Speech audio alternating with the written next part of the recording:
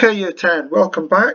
Thanks for those people who handed in work on Unseen Poetry last week. I'll be getting feedback out to you in the next couple of days, but a brilliant job from those who did it. This is our second Unseen Poetry, and it's for the week beginning the 10th of May. Again, a reminder of some just little things to help you out to complete the task here. Remember to tell other members of the class that this work is online if you're in communication with them. The work required this week is to complete all paragraphs. I'd estimate it's going to take 45 minutes, but it might take you a bit longer. It's not under time conditions anyway. I will be returning this back to you with a mark out of 24.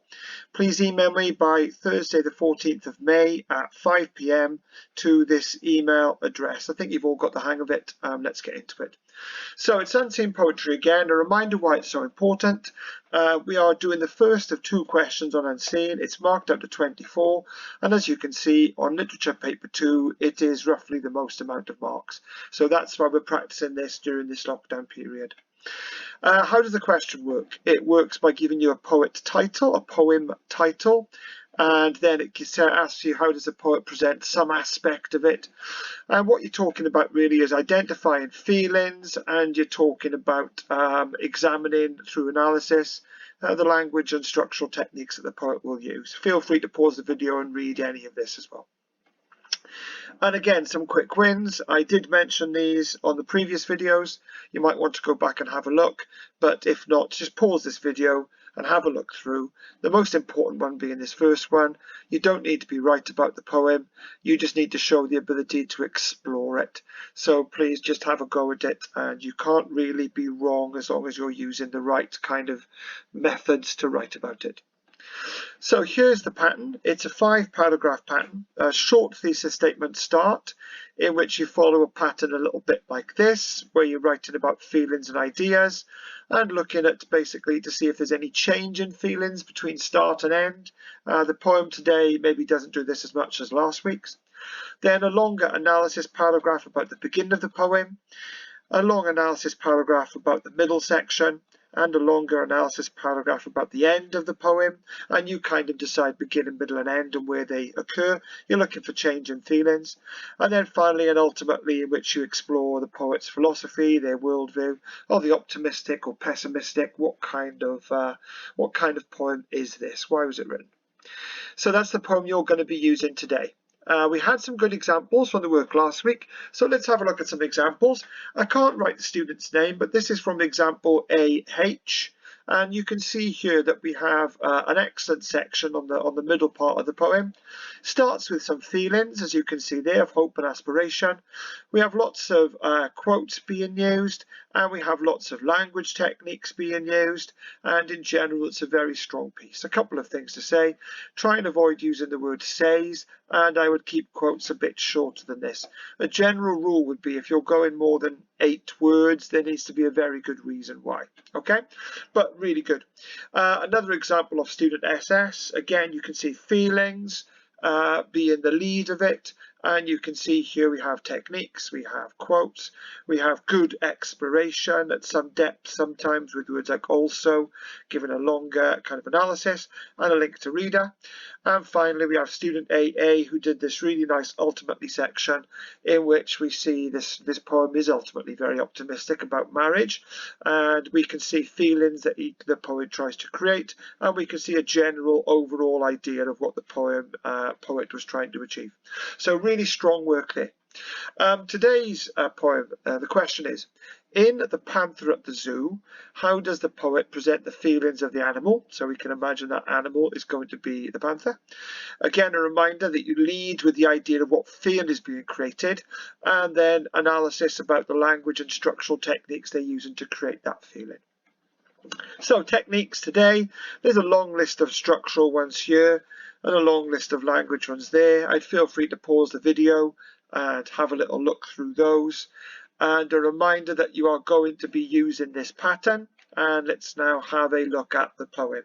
So this is divided into 3 stanzas, as you can see. It's by, I think, a German poet who's Rilke, probably a terrible pronunciation, but I think it's Rilke. Panther at the Zoo, we have 3 stanzas. Does that mean where the feelings are, beginning, middle and end? It might be. Let's have a little look. Panther at the Zoo. His vision from the constantly passing bars has grown so weary that it cannot hold anything else. So imagine a panther behind bars. It seems to him there are 1,000 bars, and behind the bars no world. Very negative feel at the start. As he paces in cramped circles over and over, the movement of his powerful soft strides is like a ritual dance around a centre in which a mighty will stands paralysed. So there's definitely a sense of kind of repetition of what the panther's doing. Only at times the curtain of the pupils lifts quietly. So I imagine that's obviously his eyes. So at times something in his eyes seems to catch fire almost. An image enters in, something to do with the animal's instinct perhaps, rushes down through the tense, arrested muscles, plunges into the heart and is gone.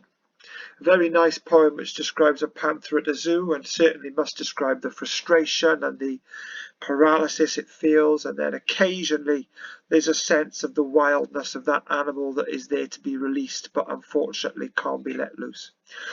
You might consider whether the feelings change in this poem. In the poem We Did a Good Marriage, we started off with negative life and then it ended in a much more optimistic vision of what life with a good marriage can be. Do we see such a change here? Do we have a movement from negative to positive, a movement from positive to negative, or is this one more consistent? If it is, you'll need to kind of reference to that as well as being that there is no change. And maybe if you do decide that, that leads it to be really thoroughly more depressing and frustrating. There is no change. Look at the first words as always, his vision for the constantly passing bars, and always look at the end. Do we see any difference? Plunges into the heart and is gone. Do we see any change in the tone? So identify your feelings that the panther has from these. Pause and have a little look about where you're going to be looking at and what feelings you might use from here. Don't be limited by these. And then you want to be writing using this pattern. In the poem, the panther at the zoo, in which I suppose a panther's life is described, the poet at first presents, but then, I would argue with this one, is there a but then? Beginning of the poem, what do we have in a phaser? Middle section, is there a change? Maybe not. Analyse. End of the poem, is there a change? Maybe not. Analyse. And then and ultimately, is this an optimistic poem and pessimistic? What's the world view about maybe even something simple like zoos, captivity, about life, where should life be lived, freedom versus kind of perhaps freedom versus being entrapped, and have a little think about that. Okay, so a reminder of the beginning, you need to do that, and you are completing all paragraphs this time. The estimated completion time is around 45 minutes. Work's marked out to 24. Email me by Thursday the 14th at 5 p.m. If you have any queries, please ask me on Microsoft Teams.